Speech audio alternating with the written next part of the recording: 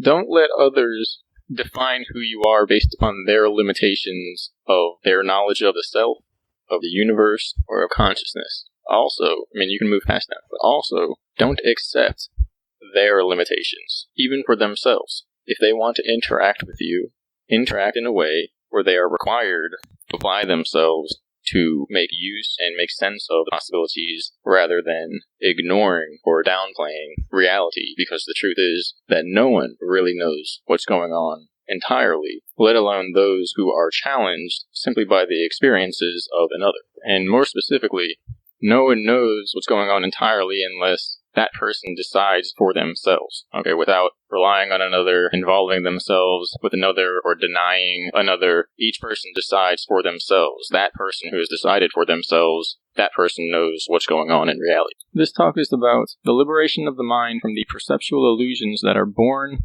out of the belief systems that are inherent to a conformist society and the familiarity that develops, and from that familiarity, the fear of the unknown, which becomes a limitation or restriction that must be overcome in order to truly express the self and to avoid manipulation, which replaces our intentions with a preconceived set of notions or expectations which we are required to adhere to in order to consider ourselves acceptable, successful, or healthy.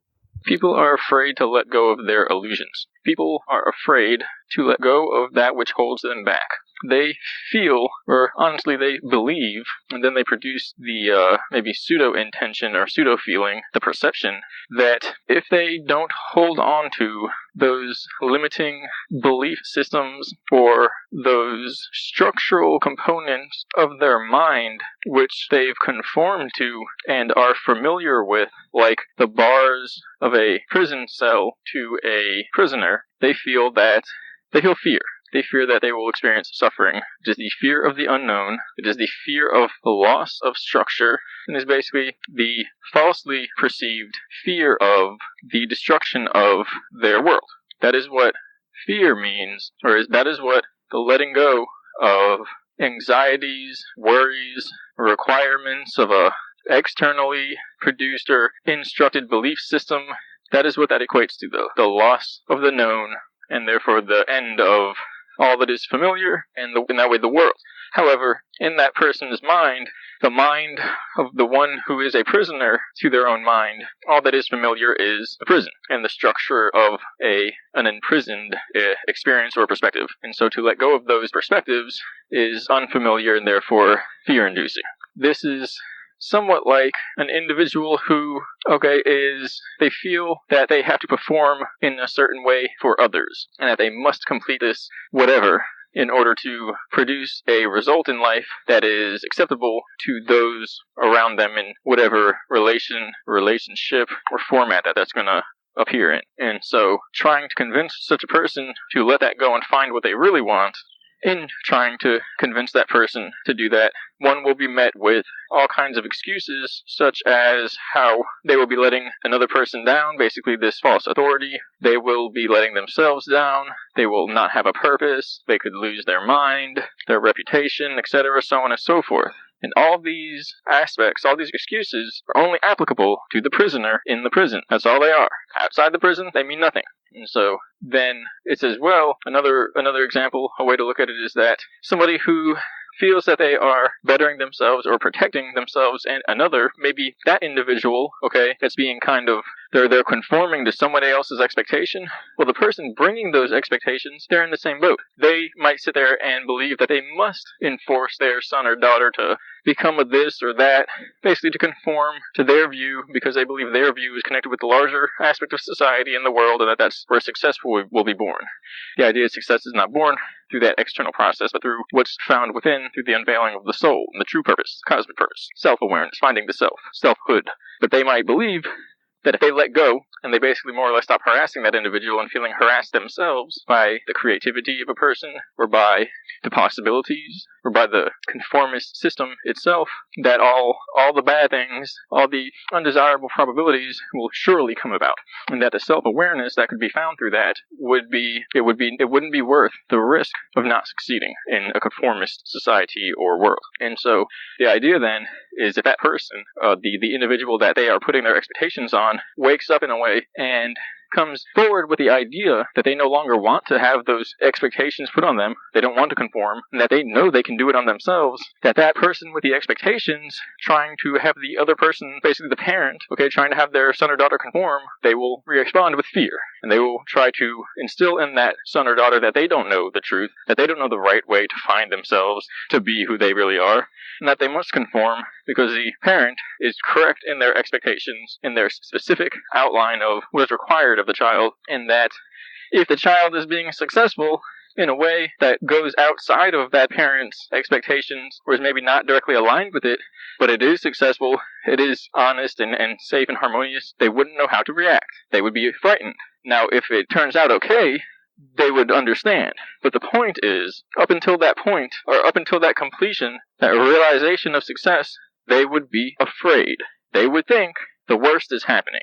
They would literally resist that child's success, resist their freedom of creativity, their likelihood of finding themselves under the guise of doing what's right. And as they see them go to attempt that success, to attain it, they would literally feel frightened.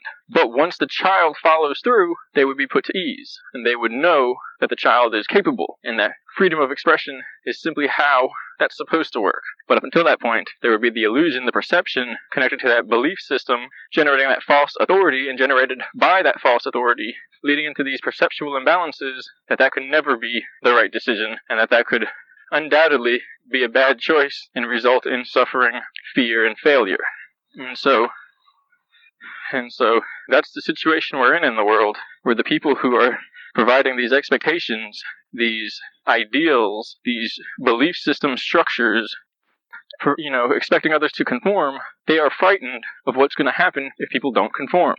Now, this is not in a negative manner. Anarchy could be negative, which is the false illusion, the false interpretation, where anarchy is self-guidance, self-governance. And so, if they allow that fear to govern them, they fall in line with the illusion. And conformity becomes pleasant, a comfortable lie in the face of frightful self-control, self-governance, freedom, and creativity. Ultimately, self-awareness. Because you have to know the self to guide the self. And if you don't know the self, that's pretty frightening, is it not? But of course, you can't not know the self, because you are the self. It would be like a light not emitting light as long as it works properly. But as long as you're here, as you see sunlight, as you see colors, you feel the weight of your body, the pull of the universe. Okay, well, that's you. You're feeling you. The self-knowledge is in motion. You don't really have to do anything.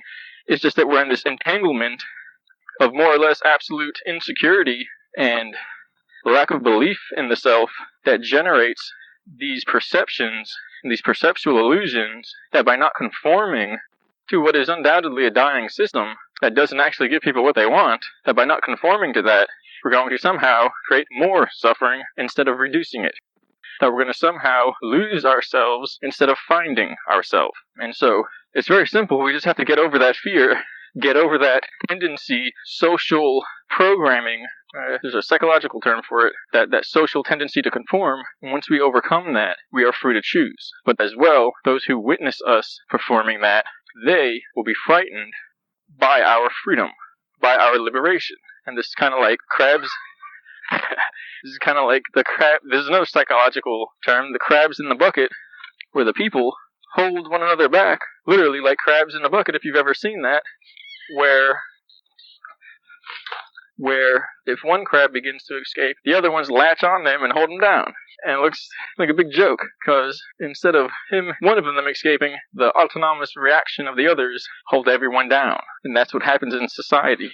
And so, like everything else in society, people are entangled, twisted like fabric, resulting in a knot of the mind, of intentions, and belief that must be undone, untangled before we can truly interact without moving through these contrived systems which are essentially filtering our true potential. And again, fear is what enables that. Fear of the unknown, fear of liberation, fear of the self, and of breaking free from a conformist view and entering into self-governance. That is what enables the process of mind entrainment, where the person lives as a prisoner of their own mind. And it's not just society that does this. It's basically something that's a part of our biology that could have been entered into society, that could have been entered into DNA. However that came about, that's what the situation is. Whether it was started in this society, or whether it is a natural aspect of biology in this world or the universe, regardless of the cause, that is the situation we're in. And the answer is to consciously, personally, literally, through an application of our own free will and intent, or our willpower, to overcome it. That is the answer.